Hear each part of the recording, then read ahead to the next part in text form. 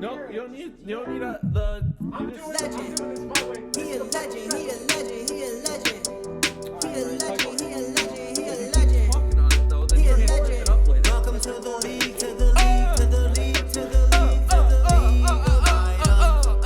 Welcome to the league, to the league, to the league, to the league, to the league of items. Hey, what's up, everybody? It's Michael from League of Items, and today I am joined by special guest Zach with @from the stadium on Twitter. Zach, what's up? Not too much. Hope you're doing well out there.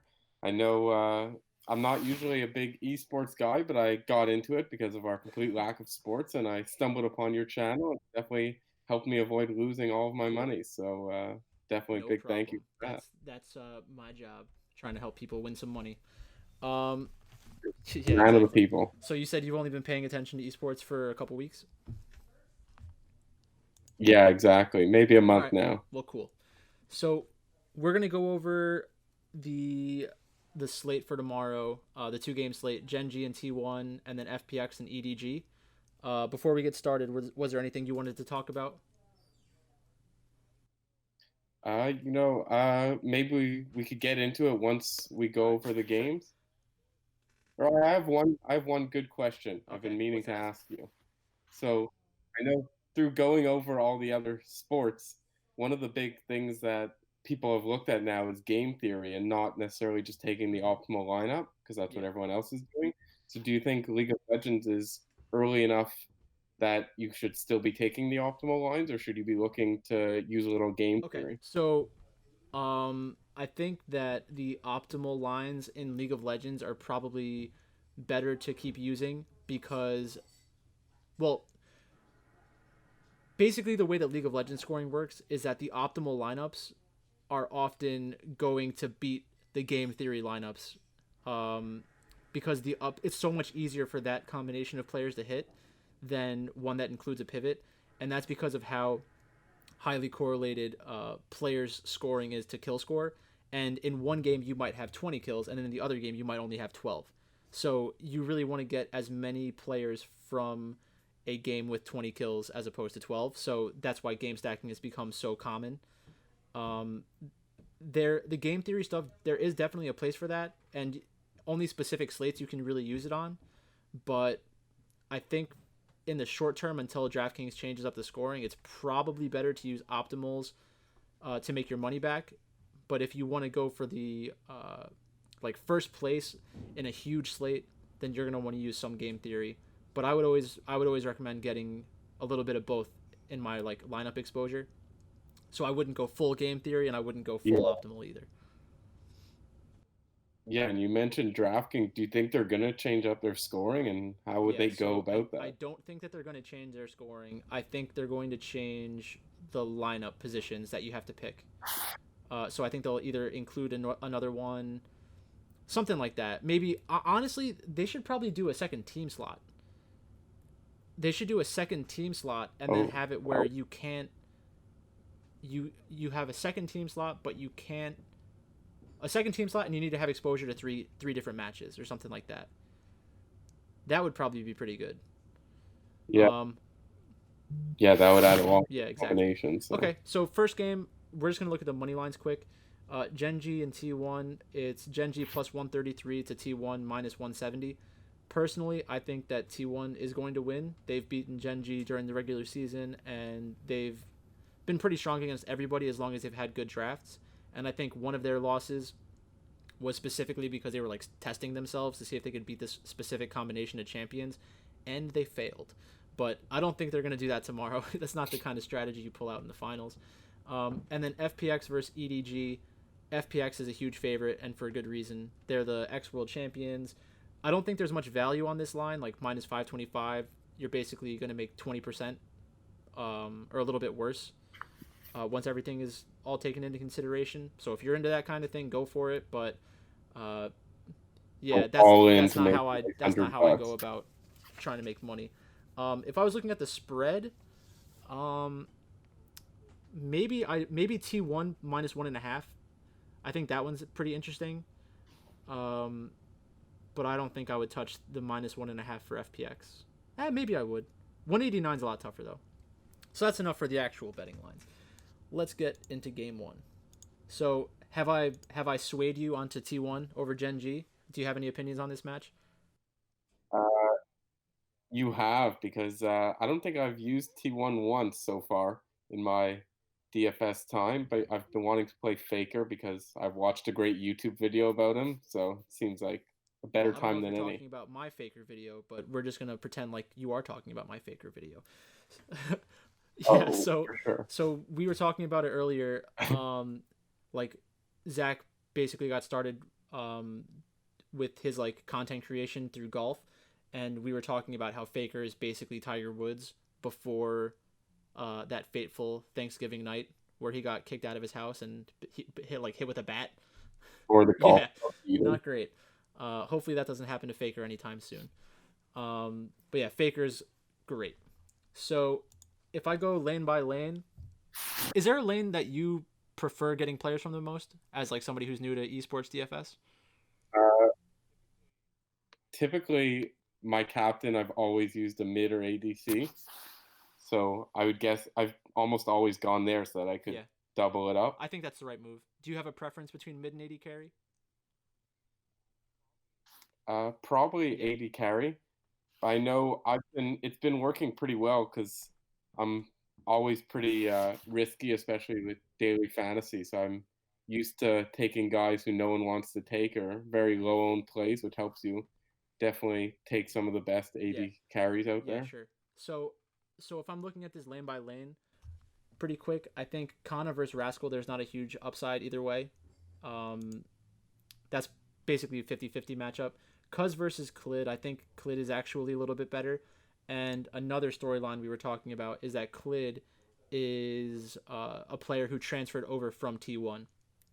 So I don't think that esports has really gotten to the point where they talk about revenge narratives and stuff very often.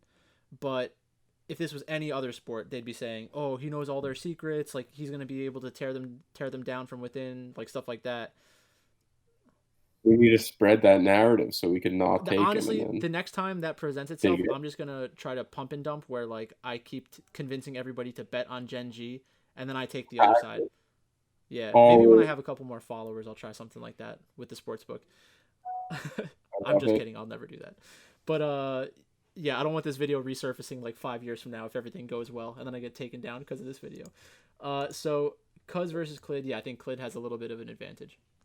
And then in the mid lane, we have Tiger Woods versus BDD. I think I'm gonna go with Tiger Woods on this one. Seems And reasonable. then the last matchup, what's that? Faker, when you look at Faker's game logs, he never seems to go off for like a massive game. His top score is like 82. Do you think at all that's more just circumstance and maybe when you get to the finals you go I off? think that's an option. I used Faker during the last DraftKings competition in 2019, and I won first place by myself because I had exposure to T1 on a slate that had like some other higher scoring teams, like a Chinese team and stuff like that. But I knew that as long as as long as T1 won that matchup, I figured they'd get a game not played bonus, and he has just as high of a kill upside as anybody else, especially when he has like the option of counter picking. So if Gen G picks Azir tonight, then Faker's gonna pick Akali and just go insane. So I think Okay. You do think he has that huge upside even though we haven't seen definitely it he has recently. slate winning upside, and he actually I think somebody won a slate with him um the last two game slate because I was pushing that narrative a little bit. Because I think like you could combine three Yeah. players from SKT with four players from I think top esports or who was one of the other big favorites in that? Oh, Invictus Gaming. I think that's what it was.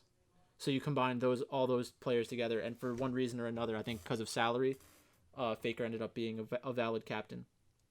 So yeah, so then the last part would be in the bot lane. I think Ruler has played pretty well this year with Life as his support, but there's some uncertainty about who's going to start for Gen G and their support. Um, and I love Teddy. I think T1's great at finding talented players, and Teddy was already a well established AD carry in Korea on Jin Green Wings, and he's come over and he's been able to pick up where he left off.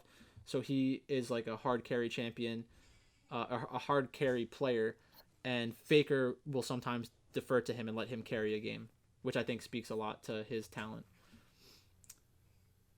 He's a man of the people, just like you. Yeah, I'm basically Faker. So I guess one thing to touch on before the next game would be the ownership predicament I think we're in. So if I think that T1 is going to win and I want exposure to these players, then you're going to want the jungler, you're going to want the mid laner, and the AD carry. So Cuz, Faker, and Teddy. Go away. Oh my god. That's so funny. Good thing we're recording this instead of it being live. So yeah, I don't know what you've been following, but did you hear my whole coronavirus story on one of my videos? Yeah. I did. So that's basically, yeah, literally in my parents' basement again. So you want to go between support or top. Like the core is going to come from the jungler, mid, and AD carry. And then you have to pick between the support being included or the top being included if you want to do a 4-man stack. Typically, I would go with the support because it's a little bit more like middle of the road.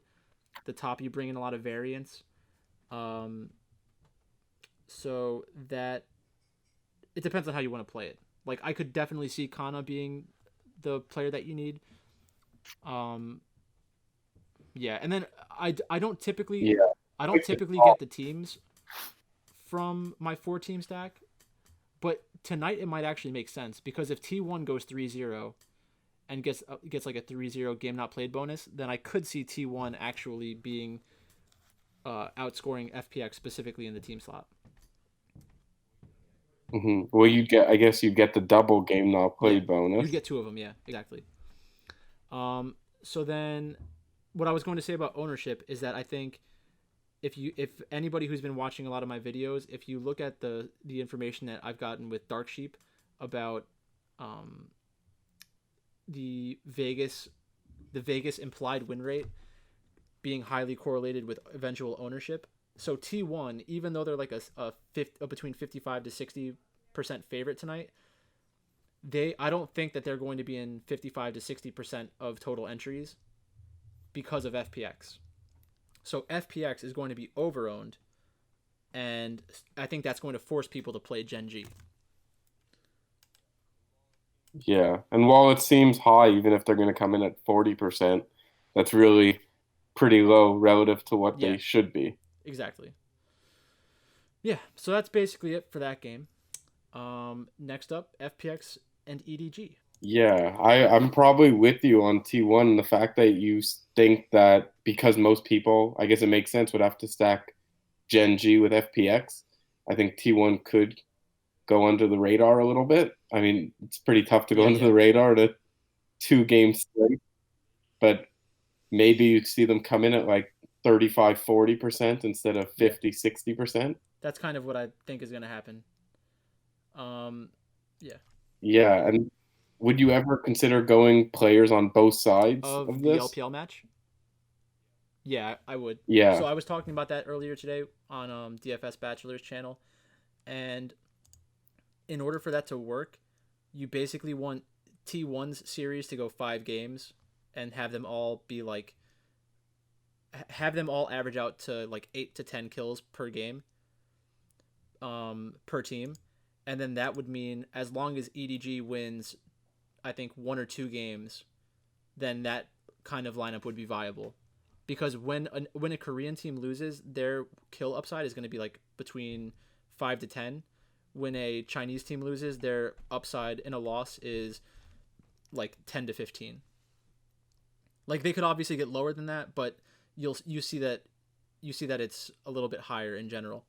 So yeah, is there a reason for that? Just their strategy they bring into the game, that they're much more risk averse, I guess. I think that's part of it. I think the Korean teams are more risk averse, but it's also I think a better understanding of what actually wins games as opposed to like what players want to do. Like, players obviously want to go around trying to get kills and stuff because it's like more satisfying and more flashy, but in the long run, that's not going to win over like a larger set of games. It reminds me more of, I guess, I mean, there's actually a good correlation between golf. So in Korea, they're just trying to stay close to par and then make a move at the end of the tournament. So it's like, okay, well, for the first 20 minutes of this match, I had a couple birdies, a couple bogeys, and I'm basically at 1 under, but I know that as long as I get to the last fight at 1 under, I can win because I have that faith in myself. As opposed to China is like a birdie fest. So it's like an extremely low scoring contest. You basically feel like you have to birdie every single hole to have any kind of chance of winning. And I've never thought about it like that before, but I think it's extremely accurate. That's how these players kind of think about it. I like these golf references. I feel like our fans now will understand. Like, now he's making sense. Because it's true. That is really how it is. I've never thought about it like that before. But that's exactly what it is. So it's kind of like because that's the thing. So you can have somebody who isn't like a birdie chaser. You can have them go out on a course that goes extremely low, and they can win, but it's not going to be like the guy who has 20 birdies in a round and 10 bogeys and gets to 10 under. It's going to be the guy who has like 10 birdies and just doesn't give up any shots. That's really what Korea is trying to do. Yeah. They're trying to minimize mistakes. So if I was trying to get 4 players from FPX, I would really want I'd want to start with Duanby. I think he's the most important player for FPX because even when he's not the person getting all the kills, he's the one like facilitating everybody, which gets him assists. And then again, it's jungle, mid, and AD carry. Those are the most important positions. And then you have to go between top and the support. So I was mentioning this earlier. I think that one way that EDG could win is if they get Mordekaiser a couple games in top lane, which would limit Gimgoon's upside. And top laners are more volatile in general. So you might be able to get a higher score from Gimgoon, but you could also get a significantly lower score, like an abnormally low score. So if I was playing one lineup tonight, I would probably try to do something like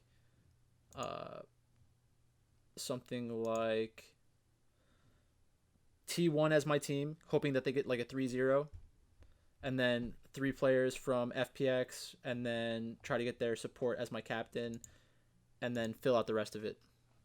That's the first level of thinking. You put FPX support. You put Crisp as your captain. I think that I haven't looked at what fits together, but I think with what's on the screen, people can kind of figure out the limited lineup combinations that are out there for this. Because I'm not supposed to put a full lineup out, No, exactly. And how would you what would you do to try and be contrarian and try to find a unique lineup, or is it basically impossible? So if this ends up going into a game stack situation, then I think based off of that script that I was just saying, I would have LWX, Audi, and also this would be the bones that I show. So you would need to find another jungler and another AD carry that fits into this lineup. So you're kind of getting exposure to a game stack without going. You're getting exposure to a game stack, which I do think is a viable option, especially on a 2-game slate. Yeah, and so, but it would be pretty tough to get a unique lineup unless you really maybe have to do 2 or 3 one-offs. If you did like a 4-2-1 or a 4-1-2, where like you're getting 1 player from EDG, 2 players from T1, and then 3 players from FPX, or 4 players from FPX, or you could do 4 players from FPX, 1 or 2 from EDG, and then 1 or 2 from T1. So I think when you're doing those combinations, it's going to come down to like who is the best captain of the day. Yeah. So were there any other questions you had?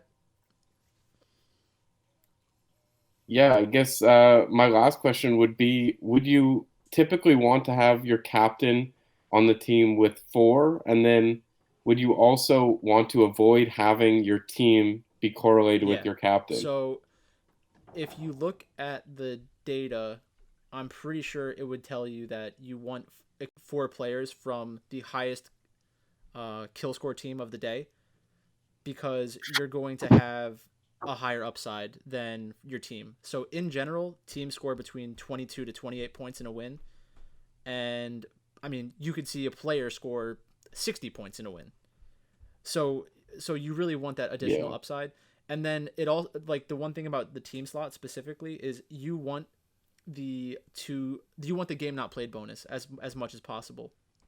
Because like I said, if a winning team on average scores between 15 to 28 points and you get 15 for a game not played from a team, then that's like between 50 to 75% of like a score that you could get from a game being played. Whereas if you are a player, even in a loss, you can get 20 points, which is the game not played bonus for players. Yeah, exactly. You see that a lot, especially in the LPL. You see a lot of guys doing pretty well. Yeah. So I think that that's wraps basically it up. But we had audio issues for the beginning. So I think that we should probably end the stream, and then I'll record some of it over again, like offline, and then I can chop it together and send it to you. Okay. Right. Perfect. Works for me. All right, so I'm gonna end the stream now, and then we'll just do that first part again.